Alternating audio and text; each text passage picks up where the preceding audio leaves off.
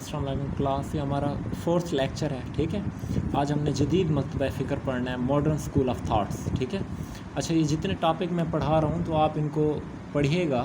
ٹھیک ہے، اور ان میں سے جو آپ کو جو ورڈز ٹھیک لگتے ہیں یا آپ کا کوئی کنسیپٹ بنتا ہے تو اسے ہائی لائٹ کیجیے گا، اور پھر آپ مجھ سے ای میل پر یعنی کہ آپ مجھے میل کر دیجیے گا کہ ہمارا یہ سوال ہے تو ہمیں بتا دیں. ٹھیک ہے، اب دیکھیں، لندن اسکول آف اکنامکس کے مشہور پروفیسر رابنز نے 1934 میں اپنی کتاب علم معیشت کی نوعیت اور اہمیت مادی فلاح و بہبود والی تعریف پر کڑی تنقید کرنے کے بعد علم معیشت کی تعریف ان الفاظ میں کی ہے. کہتے ہیں معیشت ایک ایسا علم ہے جو انسان کے اس طرز عمل کا مطالعہ کرتا ہے جو لامحدود خواہشات اور محدود ذرائع کے محدود ہونے کی بنا پر اختیار کیا جاتا ہے، جبکہ یہ ذرائع متبادل استعمال رکھتے ہیں. اچھا یہ بھی جان لیں کہ اب تک جو معیشت کی سب سے صحیح تعریف کی گئی ہے وہ رابنز نے کی ہے. ٹھیک ہے، تو اس لیے اسے بہت زیادہ اہمیت حاصل ہے. ٹھیک ہے، تو اہم نکات دیکھیں. پہلا پوائنٹ ہے لامحدود خواہشات. اچھا یہ تعریف آپ کو زیادہ سمجھ آئے گی کیونکہ یہ ایک انسانی زندگی کے زیادہ قریب ہے. دیکھیں، لامحدود خواہشات کی اہمیت میں فرق، محدود ذرائع، متبادل استعمال، یہ چار بہت ہی اہم پوائنٹ ہیں. ٹھیک ہے، اسے آپ ہمیشہ ہی یاد رکھیں، یہ کبھی بھی پوچھے جا سکتے ہیں کسی ٹیچر کی طرف سے. ایک چیز تو آپ مانیں گے کہ انسانی خواہشات لامحدود ہوتے ہیں. دوسری چیز، خواہشات کی اہمیت میں فرق ہوتا ہے. مطلب اگر آپ کے پاس 3 سے 4 لاکھ ہے تو یقیناً آپ کی خواہشات تو کروڑوں میں ہوں گی.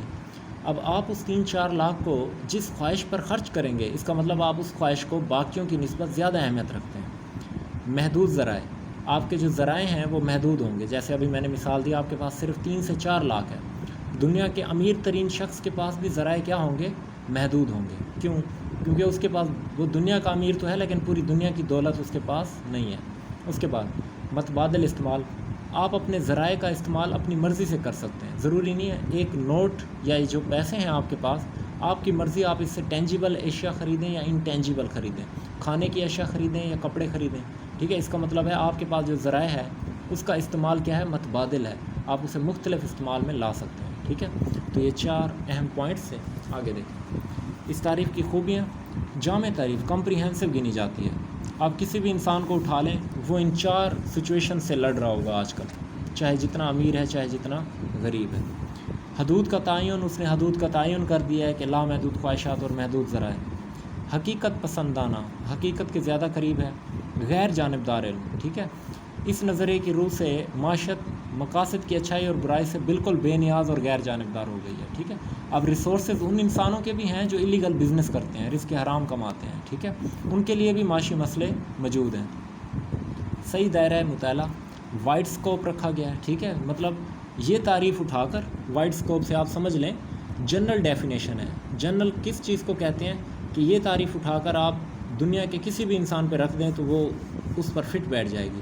90% سے زیادہ، 90% سے زیادہ کا مطلب ہے 90% اس کا کانفیڈنس لیول بن جائے گا کہ واقعی ایسا ہے. ٹھیک ہے، تو اسے کہتے ہیں تھیوری پیش کرنا.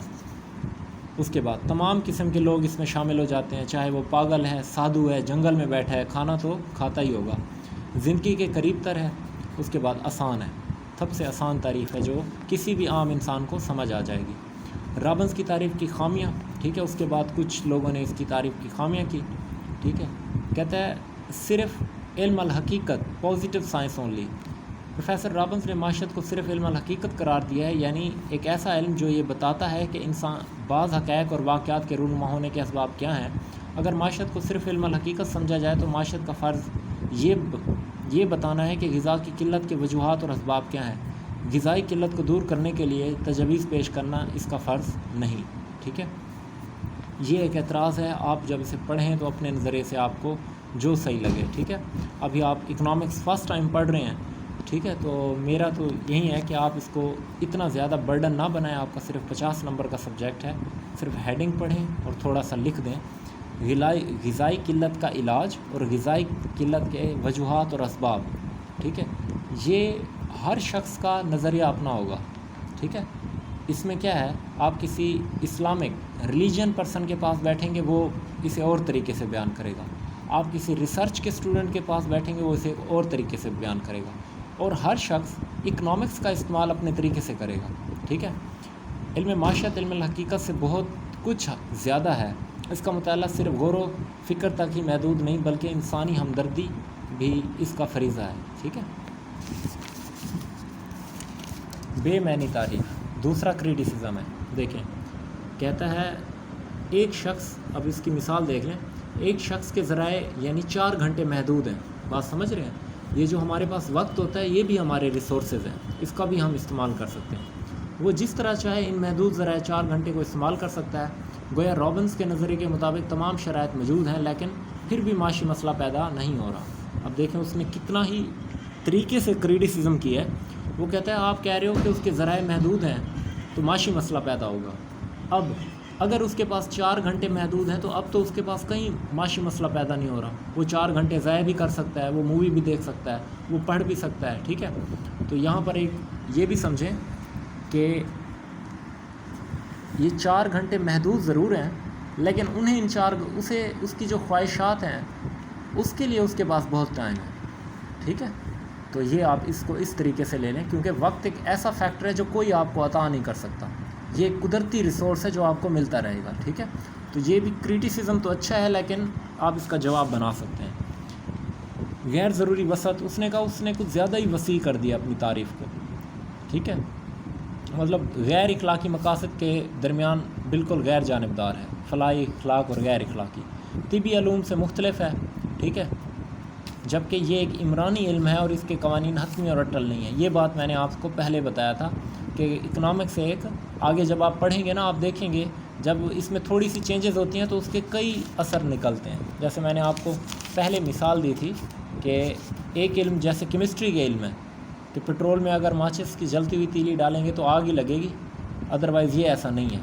اس کا اگر قانون، اگر اکنامکس میں کوئی چیز پیٹرول ہے اور اکنامکس میں کوئی چیز ماچس یا آگ ہے تو ہو سکتا ہے آگ لگے، ہو سکتا ہے پانی بن جائے، ٹھیک ہے۔ غیر جانبدار علم نہیں ہے، ٹھیک ہے۔ اچھا اس کے بعد دیکھیں غیر واضح ہے، انسانی ذرائع محدود نہیں۔ اب یہ اس کی تنقید ہے کہ انسانی ذرائع محدود نہیں ہوتے، ہاں ان کی ڈسٹریبیوشن محدود ہو سکتی ہے۔ اب بات سمجھ رہے ہیں، ایک انسان کا ٹائم، اس کی ڈسٹریبیوشن محدود ہو سکتی ہے۔ آپ 8 گھنٹے کام کرتے ہیں، 4 گھنٹے بچوں کے ساتھ جاتے ہیں، 6 گھنٹے سوتے ہیں، ٹھیک ہے، تو 18 گھنٹے ہو گئے، باقی آپ کے پاس 6 گھنٹے۔ ایک شخص کچھ بھی نہیں کرتا، اس کے پاس 24 گھنٹے اس کا وسائل ہیں، ٹھیک ہے۔ ذرائع میں اضافہ، ٹھیک ہے، انکریز ان ریسورسز، ذرائع میں اضافہ کیا جا سکتا ہے، ٹھیک ہے۔ مزید آگے ایک ڈیفینیشن ہے، جے ایس مل کی ڈیفینیشن ہے، جامع تعریف اس نے کی ہے، ٹھیک ہے، ان کو سمجھنے کے لیے، ٹھیک ہے۔ تو فی الحال یہ ہم نیکسٹ لیکچر میں پڑھیں گے، فی الحال کے لیے اتنا ہے۔